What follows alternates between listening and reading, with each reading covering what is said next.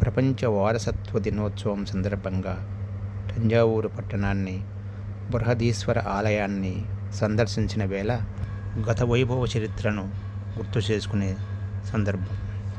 తంజావూరు పట్టణం యొక్క విశిష్టతను వివరిస్తూ మహాకవి గుర్రం జాషువా గబ్బిలం కావ్యంలో చెప్పిన పద్యం ఇది.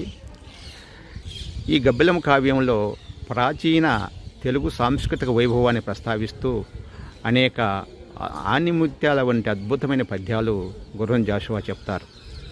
తెలుగు సాహిత్యంలో స్వర్ణయుగం వంటిది విజయనగర సామ్రాజ్య కాలంలో వర్ధిల్లిన సాహిత్య వైభవం.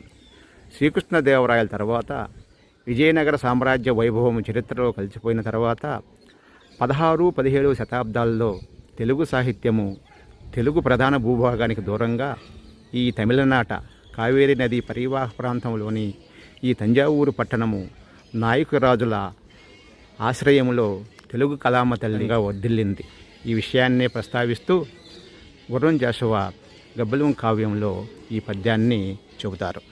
కృష్ణరాయలవారి ఎడబాటు చీకట్లు ముసిరి దిక్కులలో నమసలు వేళ.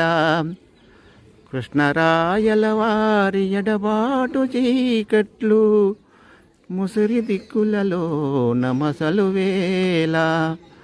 బూరివాంగ్మయలక్ష్మి దారి బత్తెముతోద తంజాపురము వంక తరలు వేళ.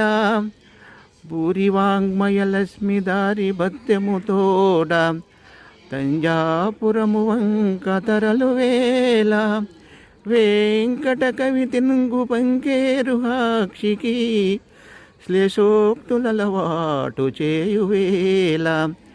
పచ్చ పచ్చని ముద్దు పలని ముద్దులకైత శృంగార రసము వర్షించువేళ. మువ్వ గోపాల దేవుని పూజ చేయ, మువ్వ గోపాల దేవుని పూజ చేయ. గనుడు క్షేత్రయ్య కలమందు కొనిన వేళ. మువ్వ గోపాల దేవుని పూజ చేయ, గనుడు క్షేత్రయ్య కలమందు కొనిన వేళ. అపరరాయలు రఘునాథ నృపతి విభుడు కట్టుకున్నాడు సత్కీర్తి కుట్టిమంబు. అపరరాయలు రఘునాథ నృపతి విభుడు కట్టుకున్నాడు సత్కీర్తి కుట్టిమంబు. నాయకరాజు రఘునాథ భూపాలుడు తంజావూరు పట్టణం కేంద్రంగా తెలుగు సాహిత్యాన్ని ఆదరించాడు. అద్భుతమైన తెలుగు కావ్యాలు ఈ గడ్డపై లిఖించబడినవి. ఆ విధంగా 16, 17 శతాబ్దాలలో తెలుగు సాహిత్య వైభవానికి తంజావూరు పట్టణము నిలయమైనది. ఇదే విషయాన్ని మహాకవి గుర్రం జాషువా గబ్బిలం కావ్యంలో ప్రస్తావిస్తారు.